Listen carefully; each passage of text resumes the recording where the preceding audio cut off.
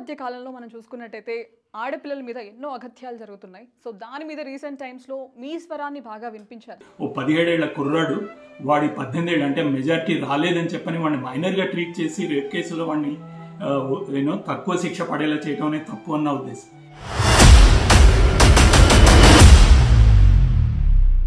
ప్రతిరోజు ఏదో ఒకటి వింటూనే ఉండటం అంటే ఎంతగా అయిపోయిందంటే ఇవాళ కూడా అయిందా, సరే అయితే ఓకే, ఇవాళ అవ్వలేదా, అదేంటి ఇంతగా ఉంది. సో అలవాటు పడిపోయి దాన్ని తేలిగ్గా తీసుకొని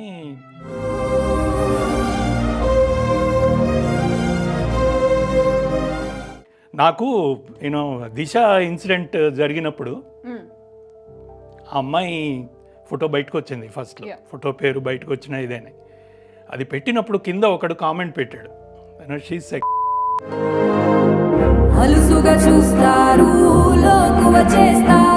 ఈ ఇన్సిడెంట్ చాలా మందిని కదిలించింది, కలచివేసింది. బట్ ఎవరూ మాట్లాడలేదు, ముందుకొచ్చి రెస్పాండ్ అవ్వలేదు. ఏదో తూతు మంత్రంగా ఏవో స్టేటస్లు పెట్టారు, అయిపోయింది, ఏదో తీసుకుంటామన్నారు. బేసికలీ యువర్ యాక్టర్, బట్ దాంట్లో చూస్తుంటే ఇది నా ఇంట్లోనే జరిగిందా అన్నట్టుగా మీరు చెప్పారనమాట. సరే ఇప్పుడు చెప్తున్నాను, నా కొడుకు రేపిస్ట్, వాడు అమ్మని రేప్ చేసి, ప్లీజ్ వాళ్ళని కఠినంగా శిక్షించండి.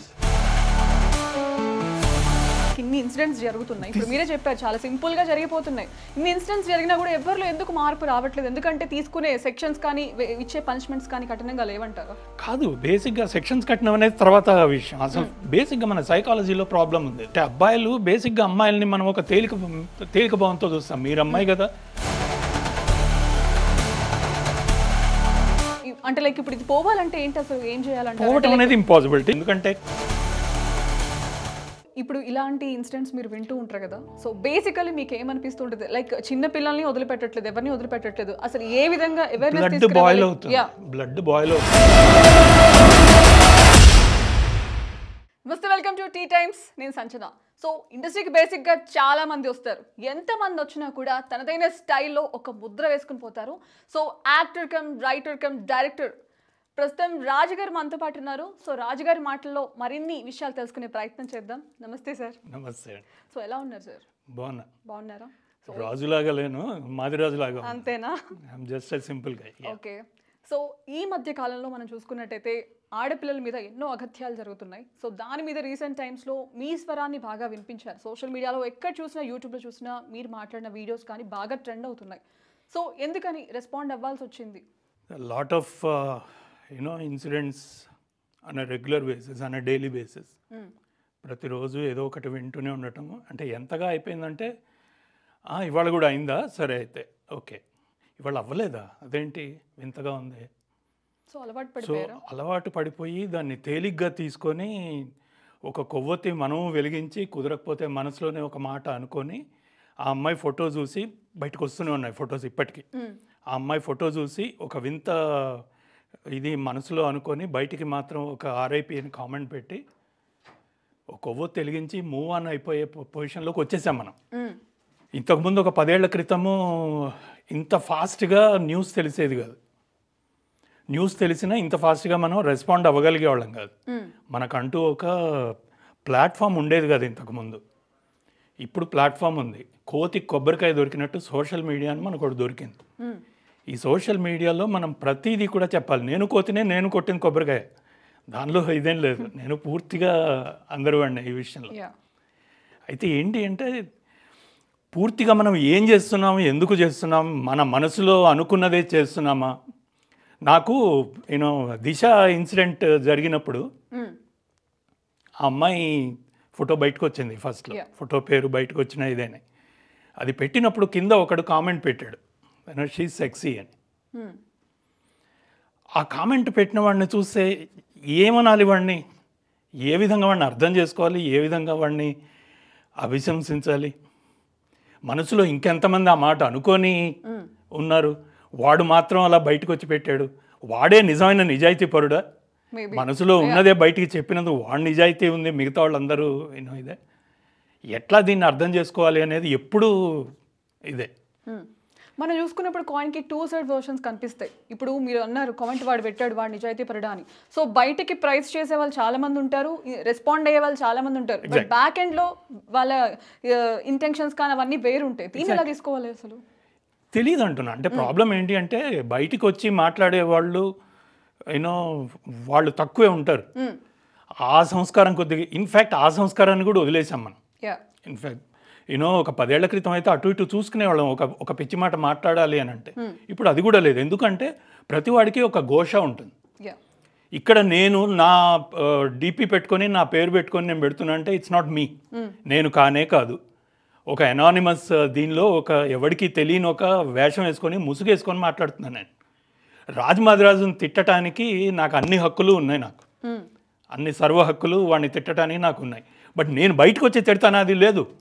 ఒక గుంపులో ఒక 1000 మంది గుంపులో కూర్చొని మాట్లాడతాను, లేదా నా డీపీను నా ప్రొఫైల్ ఇది చేసుకొని మాట్లాడతాను. నేను పోయి వాడితో మాట్లాడాలంటే అది ప్రొఫైల్ లాక్ చేసి ఉంటుంది. సో మనం చూసుకున్నట్టయితే ఈ ఇన్సిడెంట్ చాలా మందిని కదిలించింది, కలచివేసింది.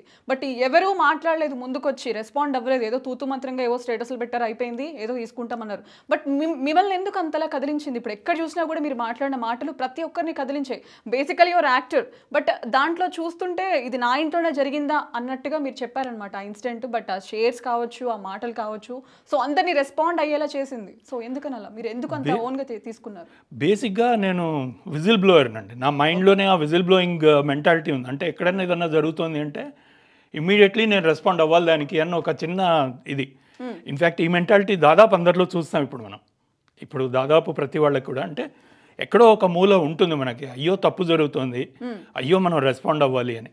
కొంతమంది ఫర్ ఎగ్జాంపుల్ నా కేసే తీసుకుంటే నేను ఫేస్బుక్ పోస్ట్ పెడతా, లేదా ట్వీట్ చేస్తాను, లేదా ఇగో మొన్న చేసిన లాంటి వీడియో ఒకటి చేస్తాను. చేసి ఏం చేస్తాను, దాన్ని ఒక డిస్కషన్కి పెడతాను నేను, అంతే. మొన్న చేసింది కూడా నేను అదే. నేను చేసింది ఒక వీడియో మామూలుగా అంటే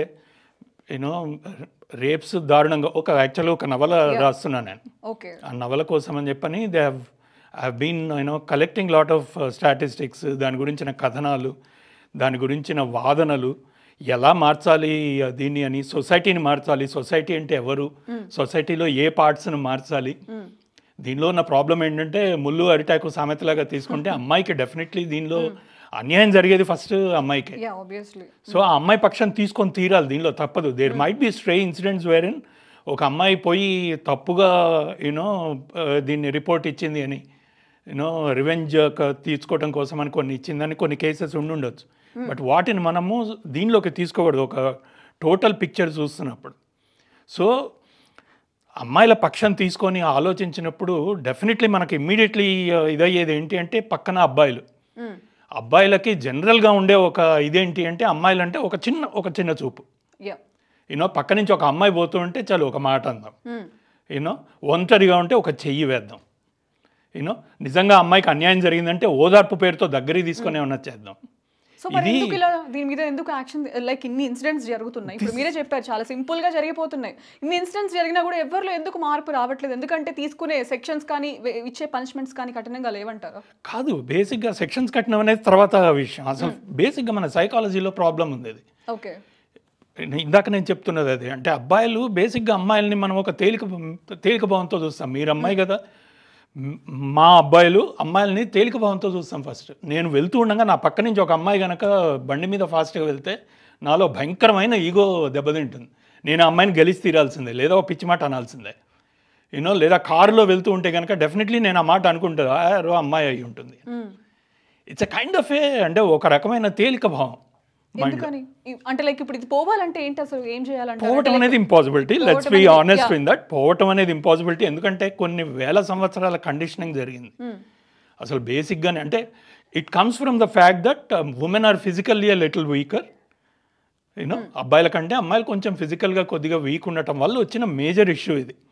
అండ్ దాని నుంచే ఆస్తి హక్కులు, దాని నుంచే ఇవన్నీ ఇంటర్ప్రిటేషన్స్. ఫర్ ఎగ్జాంపుల్ వేదాల్లో ఋగ్వేదంలో క్లియర్గా రాసున్నది అమ్మాయికి కూడా అబ్బాయితో ఈక్వల్గా ఇది ఇవ్వాలి అని చెప్పి. తర్వాత వచ్చిన ధర్మశాస్త్రాలు, తర్వాత వచ్చిన పురుష పొంగోలు వాళ్ళు మార్చిన ఇది ఏది లేదు, అమ్మాయిలకు ఆస్తి హక్కు ఉండకూడదు అనేది. ఇదన్నీ చెప్పుకుంటూ పోతే కొన్ని వందలు అవును, చాలా ఉన్నాయి, ఉంది. ఒకటి But కాదు కొన్ని రెండు కాదు. మాత్రం మాటల వరకే పరిమితమై మనం చూసుకున్నట్టయితే ఇప్పుడు మీరు అన్నారు అమ్మాయిలంటే ఒక చులకన భావం ఉందని. ఈవెన్ సోషల్ మీడియాలో చూసుకున్నా కూడా ఎక్స్పోజింగ్ కానీ వాట్ ఎవర్ ఇట్ ఈస్ అవి బాలేదు అంటారు, వాటికే కామెంట్స్ పెడతారు, వాటిని ఎంకరేజ్ చేస్తారు, అబ్యూజివ్ లాంగ్వేజ్ యూజ్ చేస్తారు, అన్పార్లమెంటరీ లాంగ్వేజ్. సో ఎందుకని ఎంకరేజ్ చేస్తారు అంటే ఎందుకు మార్పు రావట్లేదు? అసలు ఇన్ని ఇన్సిడెంట్స్ జరిగినా కూడా ఎందుకు ఎలో చేస్తున్నారు ఇవన్నీ? ఎసెన్షియల్లీ మనకున్న ప్రాబ్లం అదే. ఎసెన్షియల్లీ ఒక వీక్, ఒక తేలిక భావం ఉండటం అమ్మాయిల మీద. ఇన్ఫాక్ట్ నేను అదే అడ్రస్ చేద్దామని చేశాను ఆ వీడియో. సో నెక్స్ట్ వీడియో నేను చేసింది చూస్తే మీరు దానిలో నేను క్లియర్గా చెప్పింది ఇదే. అమ్మాయిలంటే తేలిక భావంతో చూడు నా కొడుకు, ఒక గౌరవభావంతో, ఒక స్నేహభావంతో చూస్తాడు. ఒక అమ్మాయి తనకంటే ఫిజికల్గా వీక్ అయినా సరే మెంటల్గా చాలా స్ట్రాంగ్ అని నమ్ముతాడు. ఎందుకు ఈ మాట అంటున్నాను? అబ్బాయికి అమ్మాయికి మీరు పెళ్లి చేసేటప్పుడు అమ్మాయి 3 ఏళ్ల చిన్నది అని చెప్పి, చిన్నది ఉండటం అనేది కరెక్ట్ ఏజ్ గ్యాప్ అంటారు. ఎందుకు అంటే 3 ఏళ్ళు ముందు మెచ్యూర్ అవుతుంది అమ్మాయి. మెంటల్గా మెచ్యూరిటీ అమ్మాయికి 3 ఏళ్ల కంటే 3 ఏళ్ల ఎక్కువ మెచ్యూరిటీ ఉంటుంది అమ్మాయికి. అది చేసిన వాడు అందుకే అమ్మాయి పక్కన ఉన్నప్పుడు తను he can't stand that girls maturity. ఒక అమ్మాయి తన అంత ఇదిగా, అంత ఏమంటారు, తెలివిగా బిహేవ్ చేయటము, ప్రవర్తించటము అబ్బాయి తట్టుకోలేడు. సో మన కొడుకుల్ని, కూతుళ్ళ గురించి అలా ప్రిపేర్ చేయగలగాలి. అది ఏమవుతుంది? ఒక రోజులో అవుతుందా? ఒక మనిషితో అవుతుందా? అది కాదు. ఒక చైన్ రియాక్షన్. అంటే థింక్ ఆఫ్ నేను ఇక్కడ మొదలు పెట్టాను, నా చేయి పట్టుకొని ఇంకొకటి చేశాడు, ఇంకొకటి చేశాడు, అలా ఒక చైన్ ఫామ్ అయింది. Think of 1 billion people forming a chain. భారతీయులందరూ కూడా ఒక చైన్ లాగా తయారయ్యి yes this is how our men will be అన్న ఫీలింగ్ కనుక దానికి రకరకాల ఏరియాస్ ఉన్నాయి. ఒకటి కాదు, రెండు కాదు. In fact men will be men jokes వేయొద్దని ఒకళ్ళు అంటారు. ఆ కైండ్ ఆఫ్ జోక్స్ దగ్గర నుంచి మానేయాలి అని చెప్పని ఒకళ్ళు అంటారు. లేదు, అమ్మాయిల డ్రెస్ సెన్స్ మీద మీరు అసలు మాట్లాడకూడదు అంటారు. అమ్మాయిల డ్రెస్సులు బాంబేకి ఢిల్లీకి మీరు క్లియర్ తేడా చెప్తారు. ఢిల్లీలో బికాస్ ఆఫ్ దట్ వెదర్ అయితేనేమి మోర్ ఫుల్గా డ్రెస్ వేసుకుంటారు ఢిల్లీలో. దీనిలో మోడల్స్ ఎక్కువ, బాంబేలో మోడలింగ్ అండ్ ఫిల్మ్ ఇండస్ట్రీ ఎక్కువ కాబట్టి అక్కడ దే వేర్ షార్టర్ ఇవి. నేను చూశాను అక్కడ. I have seen people, girls moving in mini skirts and mini షార్ట్స్లో తిరగటం నేను కళ్ళారా చూశాను. బట్ బాంబేకి ఢిల్లీకి రేప్ ఇది చూడండి తేడా. Delhi is way beyond Bombay in that. ఎందుకు అవుతుంది అంటే is that you mean to say అమ్మాయిల వస్త్రధారణ వల్ల వీడికి ఇదవుతుందా? సో అలా అనుకున్నా కూడా చిన్న పిల్లల్ని కూడా చేస్తున్నారు కాబట్టి. ఎగ్జాక్ట్లీ, చిన్నపిల్ల అదే చెప్పబోతున్నాను నేను. 6 ఏళ్ల పిల్లని తీహార్లో ఒక 100 మంది 100 మంది రేపిస్ట్లని ఒక ఆమె ఇంటర్వ్యూ చేసింది. ఏంటి అంటే అసలు రేప్ సైకాలజీ ఏంటి, మీకు ఆ మూమెంట్లో మీకు ఏమనిపిస్తుంది అది తెలుసుకోవటం కోసం అన్నట్టుగా. ఆ 100 మందిలో 80 మంది ఏం చెప్పలేదు. మన బేసిక్గా రేప్ సైకాలజీతో ఉన్న ప్రాబ్లం ఇదొకటి. రేపిస్టులు మాట్లాడరు, రేప్ అయిన వాళ్ళు మాట్లాడరు. వీళ్ళేమో పాపం బాధతోటి, పెయిన్ తోటి మాట్లాడరు. రేపిస్టులేమో బయటికి వెళ్ళలేము అన్న దీంతో వాళ్ళు మాట్లాడరు. సో సైకాలజీని మనం డిఫైన్ చేయడం చాలా కష్టం, రేప్ సైకాలజీ. బట్ స్టిల్ 20 మంది మాట్లాడారు 100 మందిలో. అందులో ఒకడు అన్నది ఏంటంటే వాడు 5 ఏళ్ల అమ్మాయిని రేప్ చేసి వచ్చాడు జైలుకి. 5 ఏళ్ల అమ్మాయి తను నన్ను ఇన్అప్రోప్రియేట్ పొజిషన్స్లో ముట్టుకుంది. ఆ అమ్మాయి నాకు సెక్షువల్గా నేను స్టిమ్యులేట్ అయ్యి ఆ అమ్మాయిని రేప్ చేశాను. She was 5 when I raped. నా 14 ఏళ్ల జైలు శిక్ష అయి నేను బయటికి వెళ్ళేటప్పటికి తను మేజర్ అవుతుంది. I think I will rape her again అన్నాడు. సో ఇప్పుడు ఇలాంటి ఇన్సిడెంట్స్ మీరు వింటూ ఉంటారు కదా. సో బేసికలీ మీకు ఏమనిపిస్తుంటుంది? లైక్ చిన్న పిల్లల్ని వదిలిపెట్టట్లేదు, ఎవరిని వదిలిపెట్టట్లేదు, అసలు ఏ విధంగా బ్లడ్ బాయిల్ అవుతుంది. బ్లడ్ బాయిల్ అవుతుంది. That is the first thing everybody. ఎవరికైనా అయినట్టు నాకు అవుతుంది. నేను పెట్టిన వీడియోని, ఫస్ట్ వీడియోని 1,00,000 మంది షేర్ చేశారంటే దానికి రీజన్ అదే. బ్లడ్ బాయిల్ అయ్యే వాళ్ళందరూ. చాలా మంది ఈ కామెంట్ పెట్టారు కూడా దాని కింద. చిన్న పిల్లల్లో సెక్స్ ఆస్పెక్ట్ ని ఏ విధంగా ఎక్స్పెక్ట్, చిన్న పిల్లలు, 60 ఏళ్ల ముసలి వాళ్ళు. ఒక రేపిస్ట్ని వాడు ఇంటర్వ్యూ చేస్తే అదే అన్నది, 5 ఏళ్ల అమ్మాయిని రేప్ చేస్తారు అంటే వాడు అదే అన్నాడు, 60 ఏళ్ల అమ్మాయిని కూడా, ఆమెను కూడా నేను చేశాను. ఏంట్రా నీకు, వాట్ ఈజ్ దట్ అంటే ఏం తప్పేముంది అందులో, వాళ్ళు నా కింద ఉండటానికే పుట్టారు వాళ్ళు, వాళ్ళని అందుకే నేను వాళ్ళని అలాగే నీచంగానే చూస్తాను నేను అంటే. 60 ఏళ్ల వాళ్ళలో నువ్వు ఏమి, 60 ఏళ్ళ 70 ఏళ్ల వాళ్ళలో నువ్వు ఏం చూస్తావు నువ్వు అంటే, why not, she has a vagina to, this what is it. So ఇది ఓవరాల్గా మీరు చూసుకుంటే వెళ్ళేది ఒకే పాయింట్ దగ్గరికి వెళ్ళి ఆగుతుంది. అమ్మాయిలు అంటే ఉన్న ఒక విధమైన నీచమైన భావన.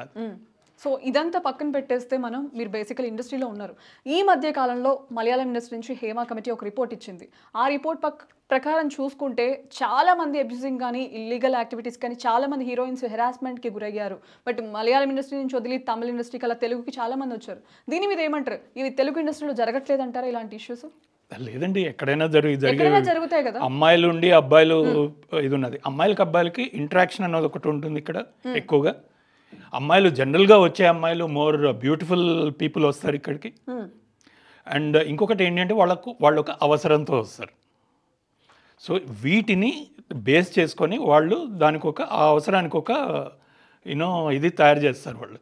సో నాకు ఇది కావాలంటే నువ్వు ఇది ఇవ్వు. దిస్ ఇస్ అ క్లియర్ ఏమంటారు దాన్ని బాటర్ సిస్టమ్. ఇది దీనిలో ఎక్కడ ఇదేం లేదు. ఇది మన దగ్గర కాదు, మీ దగ్గరనే కాదు. సో బేసికల్లీ ప్రతి ఇండస్ట్రీలోనూ ఉంది. బట్ మలయాళం ఇండస్ట్రీ వచ్చి హేమ కమిటీ రిపోర్ట్ ఇచ్చాక మీరు ప్రతి ఇండస్ట్రీ అంటే మీరు వేరే ఇండస్ట్రీస్ అన్నారు అనుకున్నా. ప్రతి ఫిల్మ్ ఇండస్ట్రీ ప్రతి ఇండస్ట్రీలో ఉంది. సాఫ్ట్వేర్ ఇండస్ట్రీలో ఉంది. బట్ ఓన్లీ ఫిల్మ్ దించే బయటకు వస్తాయి. ఎందుకు వస్తాయి? నేను ఇందా చెప్పిన మాట, ఈ అమ్మాయిలు చూడటానికి అందంగా ఉంటారు, వీళ్ళందరూ సెలబ్రిటీస్, ఈ బయటకు వచ్చే వాళ్ళందరూ. అందుకని ఒక రాయి ఈజీ వేయటం. Film industry is scapegoat అంతే. ఇలా యూస్ చేసుకోవడం అంతేనా? సో బేసికల్లీ కమిట్మెంట్ ఇస్తేనే ఆపర్చునిటీస్ ఉంటాయి అంతే. ఇక్కడే కాదు, ఫిల్మ్ ఇండస్ట్రీ కాదు, ఎక్కడైనా ఇదే. పొలిటీషియన్స్ చూసుకోండి, ఎడ్యుకేషన్ చూసుకోండి, సాఫ్ట్వేర్ ఇండస్ట్రీ చూసుకోండి, ఎక్కడ చూసినా మీకు ఇది ఉంటుంది. కార్పొరేట్స్ లో ఉన్నంత బేసికలీ ఇప్పుడు ఈ ఇష్యూస్ మీద ఇలా రెస్పాండ్ అవుతున్నారు ప్రతి హీరో కానీ హీరోయిన్ కానీ. సో బేసికలీ మనలోనే ఇంత ఉంది. సో ఇలా పోస్టులు పెట్టి ఇలా చెప్పడానికి ఏం మెసేజ్ ఇస్తున్నట్టు? అసలు ఏదో ఒక అరుపు అంతే, కేక, పిచ్చి కేక. సో మార్పు గాల్లో ఎవరికి రాదండి, ఎవరికి రాదు. ఎప్పుడు వస్తుంది? ఇందాక నేను అన్నట్టు చైన్ తయారు చేయగలగాలి దాన్ని. ఇప్పుడు నేను చేసిన దానికి 2 రకాలుగా చూడొచ్చు. నేను పెట్టిన వీడియోని తర్వాత నేను బయటకు వచ్చి ఇది లేదురా, ఇది ఫిక్షనల్, ఇది మీలో ఒక ఆలోచన క్రియేట్ చేయటాన్ని నేను ఆ వీడియో పెట్టాను అని చెప్పాను. నేను చెప్తే వాళ్ళు ఏమన్నారు, దాన్ని 2 రకాలుగా చూడొచ్చు. ఒకటి, నువ్వు ఫేక్, నువ్వు చేసింది ఫేక్, నువ్వు ఫ్రాడ్, సో నువ్వు చేసిన తప్పు, నువ్వు క్షమించమని అడగాలి నువ్వు, లేదా నీ మీద కేసు పెట్టాలి. ఇది ఒక రకమైన థింకింగ్. రెండోది ఏంటి, నువ్వు ఇచ్చిన మెసేజ్ మంచిదిరా, నువ్వు ఆ మెసేజ్ వైపు ఆలోచిద్దాం. ఆ మెసేజ్ మంచి ఇదవ్వాలంటే ఏం చేద్దాం, నువ్వే ఐడియా చెప్పు ఒకటి. ఓకే, ఈ ఐడియా నేను ఎలా, నా వాల్యూ యాడ్ ఎలా ఇవ్వగలను, నా ఫ్యామిలీలో నేను ఎలా చూడగలను, నా ఫ్రెండ్స్ని నేను ఎంత గౌరవంగా చూడగలను. ఇది చేస్తావా, అది చేస్తావా నువ్వు?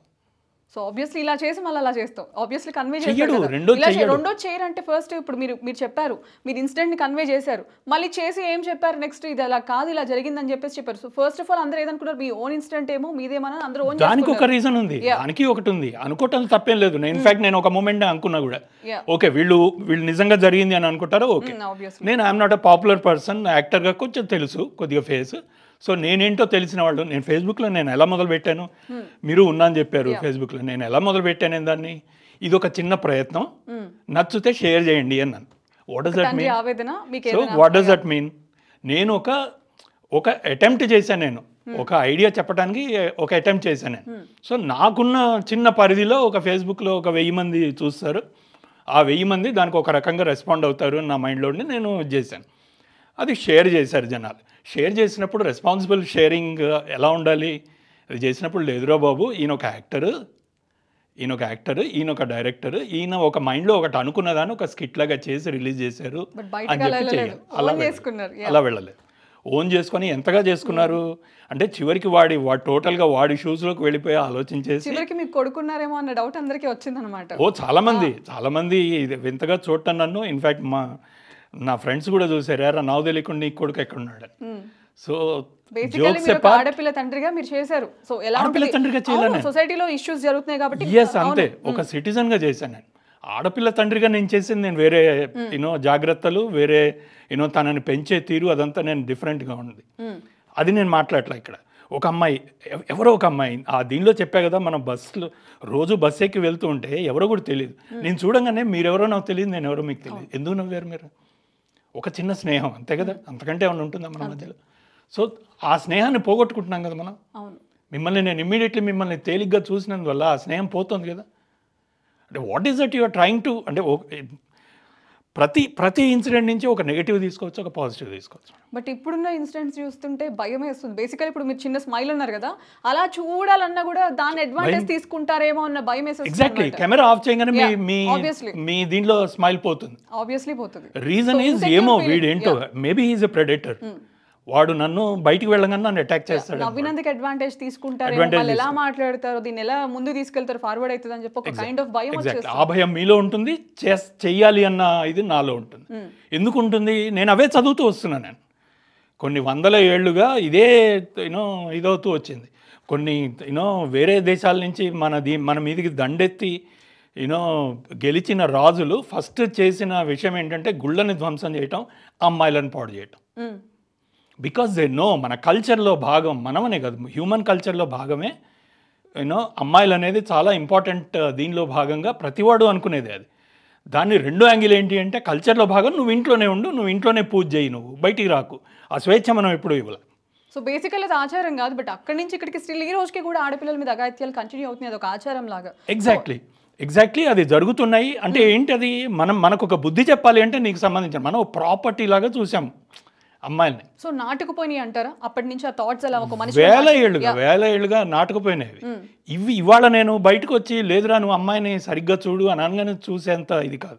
సో దీనికి మనం మామూలుగా చేసే ఎఫర్ట్కి ఒక 100 రెట్ల ఎఫర్ట్ కావాలి. దీనికి అవుతే 1 తరం 2 తరాలు 3 తరాల తర్వాత మార్పు మొదలవుతుంది. సో మేబీ మనం ఇప్పటి నుంచి కష్టపడితే రాబోయే ఫ్యూచర్ తరాలకి. ఎగ్జాక్ట్లీ.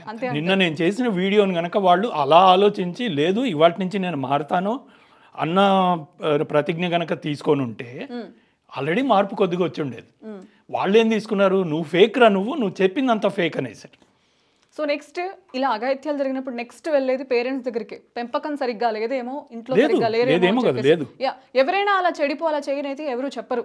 సో ఎందుకని, ఎలా ఇంపాక్ట్ పడుతుంది వాళ్ళ మీద, ఎలా ఇన్ఫ్లుయెన్స్ అవుతున్నారు అసలు ఇలా చేయడానికి? Over a period of time నేను వాడిని చూసే తీరు, వాడు అన్నం తింటుండగా మనం ఒక న్యూస్ చూస్తే ఆ న్యూస్కి మనం రెస్పాండ్ అయ్యే తీరు, అలాగే పొలిటీషియన్స్ రాగానే ఎవరినో మనం సపోర్ట్ చేసే తీరు. ఒక అమ్మాయి మన పక్కింటి అమ్మాయి నీ దగ్గర ఒక నోట్బుక్ తీసుకోవటానికి లేదా మన దీనికోసం వస్తే ఆ అమ్మాయి గురించి వీడు ఒక కామెంట్ చేస్తే ఫాదరో మదరో దాన్ని సపోర్ట్ చేసే తీరు. ఇవన్నీ ఇది ఒక రోజులో జరిగేది కాదు. ఇది పిల్లవాడిని పెంచడం అంటే మనం ఏమనుకుంటామంటే వాడిని ఎదురుగా ఇగో 6 o'clock కల్లా వచ్చి కూర్చొని చదువుకోరా అని చెప్పడంతో అయిపోతుంది అనుకుంటాం. సో ఎవరు 24/7 మానిటర్ చేయలేరు, ఎవరిని చెయ్యలేరు. నేను అన్నది మీరు ఒకటి ఇచ్చేస్తే మనిషి ఒక మగాడి మీద ఒక కుర్రాడి మీద ఒక సీసీటీవీ కెమెరా లాగా నా కన్ను ఎప్పుడు ఉంటుందిరా అనే భయం వాడికి ఇవ్వకుండా, నేను లేకపోయినా సరే నీ వ్యక్తిత్వం ఇదే వాడు అంటాడు కదా, నీ వ్యక్తిత్వం ఏంటి అనేది ఎవరూ లేకుండా నువ్వు ఇంట్లో ఒంటరిగా ఉన్నప్పుడు నీ వ్యక్తిత్వం ఏంటో తెలుస్తుంది.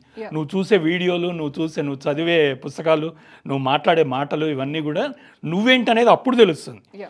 ఒక 10 మందిలో ఉన్నప్పుడు కాదు. 10 మందిలో ఉన్నప్పుడు ఎవరైనా యాక్ట్ చేస్తారు. ఎగ్జాక్ట్లీ. 10 మందిలో ఉన్నప్పుడు ప్రతివాడు 50% ఫేకే, ఆర్ మేబీ 70%. 100% సార్. 100%, 50%, 100% ఫేకే. సో ఇది ఈ పెంచటం అనేది అక్కడి నుంచి రావాల్సిందే. ప్రతి డే 1 నుంచి వాడు చచ్చిపోయేంత వరకు వాడి మీద ఇది ఉండాల్సిందే. At the same time speeches తీసుకోవడానికి ఎవరు రెడీ లేరు. పిల్లలు టీనేజర్స్ ఫస్ట్ స్పీచ్ అనగానే ఓ కమాన్ డాడ్ అని వెళ్ళిపోతాడు వాడు. So how are you able to so ఆ మూమెంట్ చిన్నప్పటి నుంచి కూడా ఇది తప్పు ఇది రాంగ్ అనేది వాడికి ఇవ్వాల్సిన ఉగ్గు పాలలో కలిపి దాంతో పెట్టగలిగితేనే అదొక ఇది. సో బేసికల్లీ మనం జనరేషన్స్ మారుతూ అప్డేట్ అయ్యి వస్తున్నాం. బట్ ఎంత అప్డేట్ అయినా కూడా ఈ ఇష్యూ దగ్గర ఏం మార్పు రాలేదు. ఏదో రకంగా మనం ఎక్కడో చోట వింటూనే ఉన్నాం. So A kind of awareness తీసుకొస్తే ఇవి ఆగుతాయి అంటారు? సో ఎంతకాలం నుంచో ఆచారంగా జరుగుతూనే ఉంది ఆడపిల్లల మీద అఘాయిత్యాలు. సో ఎటువంటి యాక్షన్ తీసుకోవాలి అసలు? యాక్షన్ ఇది ప్రాబ్లం ఏంటంటే ఇది సబ్జెక్టివ్ అండి. ఇది ఇప్పుడు మీకు నిర్భయ యాక్ట్, దీని తర్వాత రేప్ చేస్తే దీనిలో ఇన్నేళ్ల శిక్ష లేదా డెత్ పెనాల్టీ, ఒక మైనర్ అవుతే డెత్ పెనాల్టీ, ఇవన్నీ రూల్స్ అండ్ రెగ్యులేషన్స్ ఉన్నాయి. ఒక చట్టం ఉంది. ఈ చట్టం అంతా ABCD అని చెప్తుంది అంతే. బట్ మనం మనిషి బిహేవియర్ దగ్గరికి వచ్చేటప్పటికి this becomes a psychological issue, behavioural issue అవుతుంది. ఇది సొసైటీని డిఫైన్ చేస్తుంది. ఒక 100 మంది అబ్బాయిలు ఒక 100 మంది అమ్మాయిలతోటి బిహేవ్ చేసే తీరుని ఒక సొసైటీ ఏంటనేది చెప్తుంది. ఆ సొసైటీని కొన్ని 100 ఏళ్లుగా మనం తయారు చేస్తూ వస్తున్న సొసైటీని అర్జెంటుగా మనం మార్చాలి అనేది అంత ఈజీగా అయ్యే పని కాదు. అది చెప్తూ పోవాలి. ఇలాంటి ఇన్సిడెంట్స్ జరిగినప్పుడు క్విక్ యాక్షన్ కానీ రియాక్షన్ కానీ Quick తీసుకోవచ్చు action కదా. కాదు. ఏళ్ల తరబడి ఎందుకని అలాగే క్విక్ యాక్షన్తో అవ్వదు ఇది. క్విక్ యాక్షన్తో అవ్వదు. ప్రతి వాడు రెస్పాన్సిబుల్ ఉండాలి. ఒక పొలిటీషియన్ వచ్చి పిచ్చి మాట అనకూడదు. ఒక తండ్రి ఒక రాంగ్ ఇది ఇవ్వకూడదు. అమ్మాయిలు వచ్చి దానికి వేరే యాంగిల్ ఇవ్వకూడదు. ఫెమినిస్టులు వచ్చి వాళ్ళు రెస్పాన్సిబిలిటీ తీసుకోవాలి. ఇఫ్ ఎట్ ఆల్ మీరు రోమ్లో ఉంటే రోమన్ లాగా ఉండాలి. మీరు 100 మంది అబ్బాయిలకి మీ వస్త్రధారణ ప్రాబ్లం ఇస్తుంది అంటే కనుక ఎక్స్పెరిమెంట్గా అయినా సరే మీ వస్త్రధారణ మార్చుకొని చూడండి. తప్పేముంది అందులో? మీరు జెన్యూన్గా అది నమ్ముతున్నారు మీరు అని అంటే మీరు చెప్పేది ఏంటంటే ఈవెన్ సొసైటీ కూడా ఇవన్నీ యాక్సెప్ట్ చేస్తుంది. అందరూ మారాలి. అందరూ మారితేనే అందరూ ఎవరికి వాళ్ళు ఒక స్టెప్ ముందుకు వేయాలి. లేదు నేను ఒప్పుకోను, నేను అమ్మాయిల ఇది కానే కాదు, నేను ఐ బిలీవ్ దట్ అమ్మాయిల వస్త్రధారణకి దానికి సంబంధం లేదు అని నేను నమ్ముతాను. సౌదీ అరేబియాలో దారుణమైన కఠినమైన శిక్షలు ఉంటాయి. మొత్తం టాప్ టు బాటమ్ ఇది ఉంటుంది. అయినా అక్కడ కూడా రేప్ జరుగుతూనే ఉన్నాయి. సో మీరు అన్నట్టు అందరూ మారాలంటే మిషన్ ఇంపాసిబుల్ లాగా అయ్యే పని కాదు. అసలు టేక్స్ టైం, ఇయర్స్ ఇంపాసిబుల్ కాదు అది. ఇట్స్ అంటే పారాడైమ్ షిఫ్ట్ కావాలి ఇది. ఇట్స్ నాట్ 1 days ఇది కాదు అది. ఇప్పుడు ఫర్ ఎగ్జాంపుల్ ఈ వీడియో పెట్టగానే ఎంతమంది దీనికి పాజిటివ్గా రెస్పాండ్ అవుతారో చూద్దాం. ఫస్ట్ ఆఫ్ ఆల్ మీకు తెలిసిపోతుంది. మీరు క్వశ్చన్స్ అడుగుతున్నారు కదా, దీనికి ఆన్సర్ మీ వీడియో కింద వచ్చే కామెంట్స్లోనే ఉంటుంది.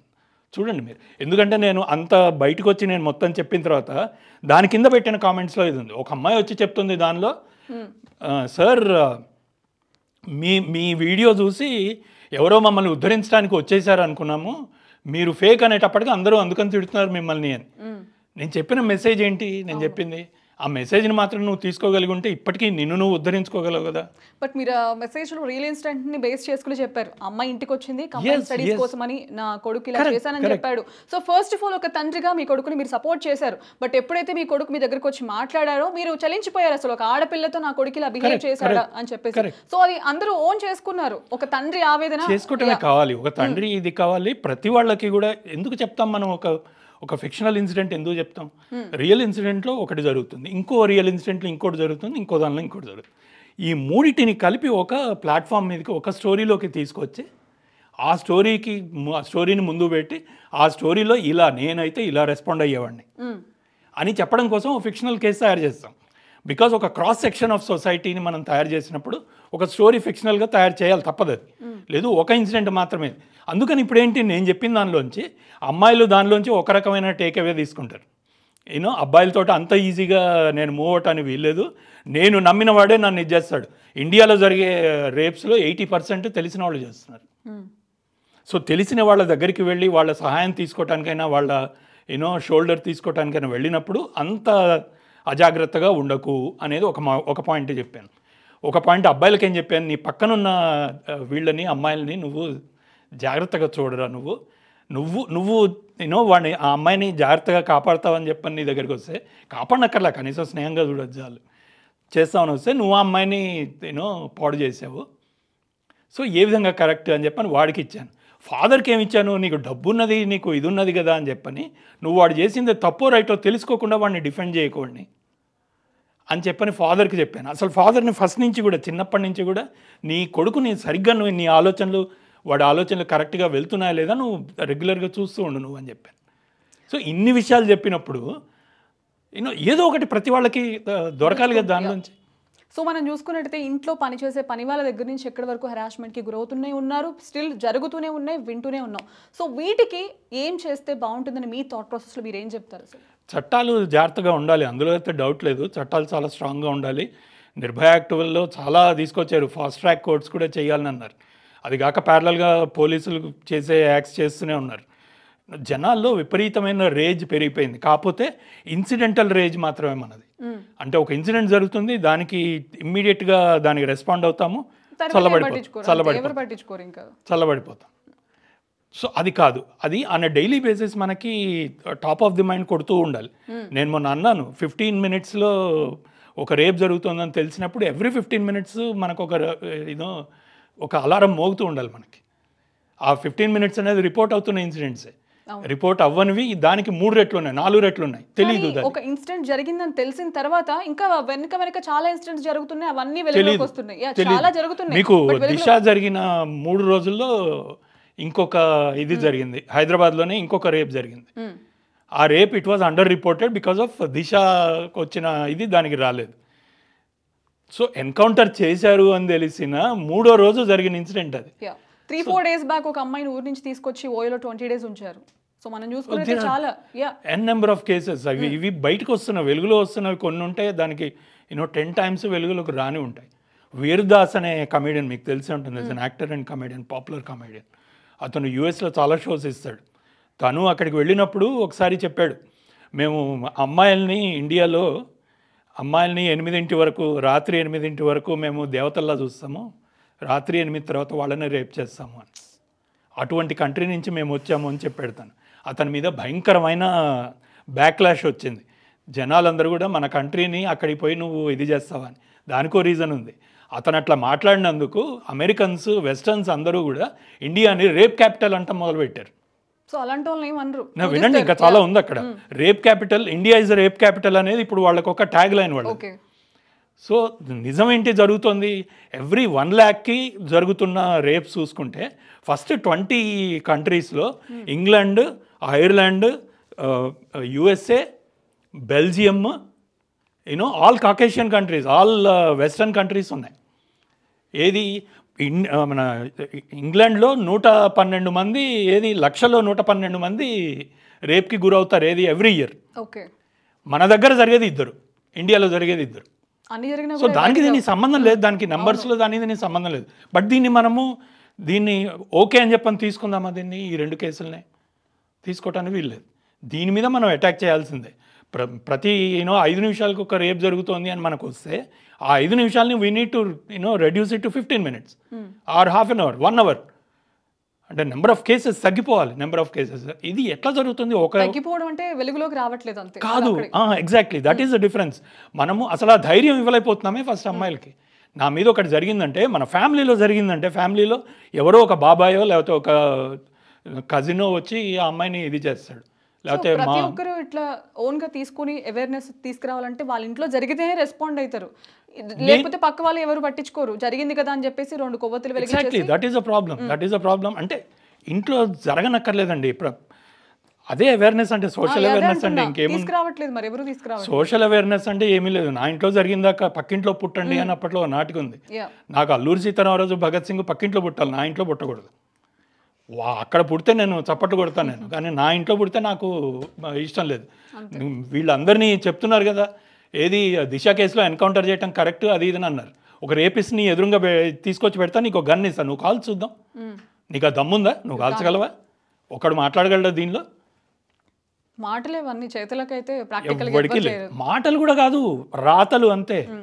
ఎందుకు రాత? నీకు సోషల్ మీడియా ఒక ప్లాట్ఫామ్ ఇచ్చింది నీకు. ఆ ప్లాట్ఫామ్ పట్టుకొని నీ ఇష్టం.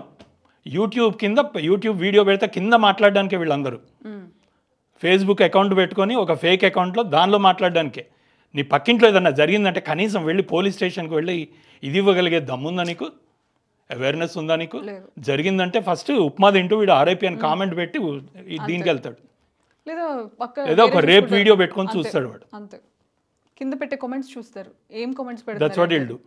వీఆర్ ఏ మాస్ ఒక గొర్రెల మంద మనం, అంతే.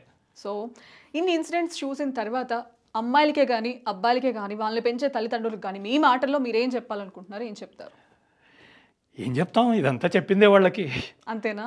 ఇదంతా వాళ్ళకి చెప్పిందే. ఇన్ఫ్యాక్ట్ నేను ఏదైనా పోస్ట్ పెడితే నేను ఫస్ట్ చూసుకునేది ఏంటంటే నేను ఎలా బిహేవ్ చేస్తాను దీనికి. ఆబ్వియస్లీ అంతే కదా. అది చెయ్యలేకపోతే నేను పెట్టను, జనరల్లీ నేను పెట్టను. అప్పటికీ నేను కొన్ని అవుట్ ఆఫ్ ఇది నేను జారచ్చు, మాట జారచ్చు, ఆలోచన జారచ్చు అని. బట్ నేను జనరల్లీ నేను డెఫినెట్లీ నమ్మేది ఏంటి అంటే, కూతురునైనా కొడుకునైనా సరే సమానంగా పెంచాలి. వాళ్ళకి ఒక తేలిక ఇది లేకుండా వాళ్ళని తయారు చేయగలగాలి. ఒక సొసైటీగా మనం ఏంటి అనేది, అంటే మొన్న దీనిలో చెప్పాను, ఒక అమ్మాయి మీద రేప్ జరిగితే ఒక భయంకరమైన తుఫాను వచ్చినట్టు, ఒక పెద్ద వరద బీభత్సం జరిగినట్టు అది. అంటే ఒక వరద బీభత్సము ఒక రాష్ట్రాన్ని 10 ఏళ్ళు వెనక్కు తీసుకెళ్తుందంటారు. బట్ ఒక అమ్మాయి మీద జరిగే అత్యాచారము ఒక దేశాన్ని 10 ఏళ్ళు నైతికంగా వెనక్కు తీసుకెళ్తుంది. ఇది నమ్మాలి మనం, ఇది నిజం. ఇది కొన్నేళ్ల పాటు మన మైండ్లో మనం ఏంటి అనే ఒక అభద్రతాభావం మనకి, అబ్బాయిలకు మనకి. నేను అసలు పార్కుకి వెళ్ళి ఎదురుగా వస్తుండగా ఒక అమ్మాయి ఎదురుగా వస్తూ ఉంటే కనుక కనీసం స్మైల్ చేయాలి అంటే భయం వేస్తుంది నాకు. అవును. ఎందుకు అంటే ఇమ్మీడియట్లీ నాకు అదే వస్తుంది. ఈ వెంటనే ఒక 10 మంది చుట్టూతా ఉండి నా వైపు గన్స్ పెట్టుకొని రెడీగా ఉన్నట్టుగా, అరే చూసావా ఆ అమ్మాయి వైపు చూసి నవ్వాడు వాడు. వీడు నెక్స్ట్ వీడు చేయబోయే యాక్ట్ ఏంటంటే ఆ అమ్మాయిని మాలెస్ట్ చేయటం. అంతే. అమ్మాయి ఏం ఫీల్ అవుతుంది, నో వీడు నా వైపు చూసి నవ్వాడు అంటే వీడు నెక్స్ట్ ప్రిడేటరే వీడు చేసేది ఇదే. సో ఈ భయాలు మనలోంచి పోవాలి అంటే మనలో ఒక భద్రతాభావం పెరగాలి. అది పెరగాలి అంటే మనం మన ఆలోచన తీరు నెమ్మదిగా ఒక దీనిలో ఇదవ్వాలి. నేను ఒక పుస్తకం రాస్తాను, నేను ఒక సినిమా తీస్తాను, నేను ఒక మాట చెప్తాను, ఆ మాట ఎవరికి చెప్తున్నాను అనేది నాకు ఒక క్లారిటీ రాగలగాలి. ఆ మాట నేను చెప్పే 10 మంది నేను ఆలోచించినట్టే వాళ్ళు ఆలోచించగలరంటే అప్పుడు నేను చెప్పింది సరిగ్గా అర్థమవుతుంది. మన మాటలు ఎదురు వాళ్ళు ఇన్ఫ్లుయెన్స్ చేయాలి కదా. లేదు ఒక దీనిలాగా గనక ఒక 10 మంది ఎలా పెట్టారు మెసేజ్లు, 11వది మనము వాడికి సపోర్ట్గానే పెడదాము అనే దీనిలోనే వెళ్ళే వాళ్ళు అయితే వేస్ట్, మనం చెప్పి కూడా వేస్ట్. ఆబ్వియస్లీ అంతే. ఇప్పుడు కింద కామెంట్స్ చూస్తారు, అందరూ ఏం పెట్టరు, దాన్ని పెట్టరు, ఓన్ థాట్ పెట్టరు, వాళ్ళకి ఏమనిపిస్తుందో అవసరం లేదు పెట్టరు. అసలు ఫస్ట్ ఆఫ్ ఆల్ పబ్లిక్ లో ఉన్నప్పుడు ఎవరు అంత ఎక్స్పోజ్ అవ్వరు. ఎగ్జాక్ట్లీ, ఎవ్వరు కూడా అవ్వరు. ఇదవుతుంది. అదే స్టాలిన్ అంటాడు, చాలా గొప్ప మాట అది. ఒకడు చేస్తే అది మర్డర్ అవుతుంది, ఒకడిని కాలుస్తే అది మర్డర్ అవుతుంది, అదే 100 మంది కాలుస్తే అది పబ్లిక్ జస్టిస్ అవుతుంది అంటాడు. సో నన్ను ఇప్పుడు దీని కింద మొత్తం అందరూ 100 మంది వీళ్ళెవరు, నువ్వు చేసింది ఫ్రాడ్, నువ్వు చేసింది ప్రాంక్, తప్పు అని అంటున్న వాళ్ళు వీళ్ళందరూ కూడా ఇప్పుడు మాబ్ జస్టిస్ అయిపోయింది. ఇప్పుడు అది ఎవరు కూడా చూసావా ఇంతమందిని నువ్వు ట్రిగ్గర్ చేసావని చెప్పి, అదే ఇంతమందిని నేను పాజిటివ్గా కనుక చెప్పి ఉంటే దానికి అంతమంది రెస్పాండ్ అయ్యి ఉంటే వాళ్ళు ఇదంతా వేరే రకంగా ఉండేది. ఇప్పుడు నేను జెన్యూన్లీ నేను సెలబ్రిటీని అయ్యి ఉండేవాడిని. నేను చెప్పిన మాట అదే, నువ్వు తీసుకున్న తప్పు. ఆబ్వియస్లీ. సో ఇవన్నీ పక్కన పెట్టేస్తే మూవీస్ విషయానికి వద్దాం. సో ప్రెజెంట్ ఏం ప్రాజెక్ట్స్ చేస్తున్నారు? చేస్తున్నాండి, ఒక బయోపిక్ ఒకటి వర్క్ చేస్తున్నాము. ఓకే. దానిలో కూడా కొద్దిగా క్యాన్సిలేషన్ కల్చర్ ఉంది. దానిలో క్యాన్సిలేషన్ అంటే బేసిక్గా ఒక థాట్ ప్రాసెస్ తోటి ఒకడు బయటకు వచ్చి ఒక మాట మాట్లాడితే దాన్ని నచ్చని వాళ్ళు ఒక 100 మంది వచ్చి వాడిని కింది దించడం. సో ఇది బేసిక్గా నా కేసులో కనిపించుంటే మీరు అందుకని నవ్వుంటే ఓకే. సో ఎన్నో ప్రాజెక్ట్స్ చేశారు. సో మీరు చేసిన మూవీస్లో వాళ్ళు మిమ్మల్ని చూస్ చేసుకున్నారు మీరు చెప్పారు, బట్ మాకు ఎలా కనిపించింది అంటే అది మీరు చూస్ చేసుకున్నట్టు, బట్ మీరు చూస్ చేసుకున్న క్యారెక్టర్సే కానీ ప్రతిదీ ఒక స్టాంప్ వేసుకున్నాయి అనమాట.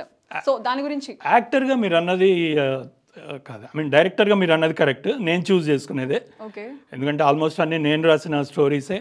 అండ్ స్టోరీస్ చూసుకుంటే నా బేసిక్గా నాకు ఒక తప్పు అని అనిపిస్తుందంటే దాని మీద రీసెర్చ్ చేసి దాని మీద టోటల్గా అన్ని రకాల యాంగిల్స్ వర్క్ చేసి అప్పుడు నేను దాని మీద ఒక ఇది ఇస్తాను. ఋషిలో నేను యుత్నేషియా మీద చేశాను, అయితే 2.0లో సైబర్ సెక్యూరిటీ మీద చేశాను, గ్రేలో న్యూక్లియర్ సైంటిస్ట్ చచ్చిపోవటం మీద చేశాను, #కృష్ణారామలో సోషల్ మీడియా బిహేవియర్ కృష్ణారామ. దానిలో నేను సోషల్ మీడియా బిహేవియర్ మీద, పెద్దవాళ్ళని మనం ట్రీట్ చేసే తీరు మీద చేశాను. సో ఏది చేసినా సరే ఒక పర్పస్ ఉండాలి అని నమ్మేవాడిని నేను.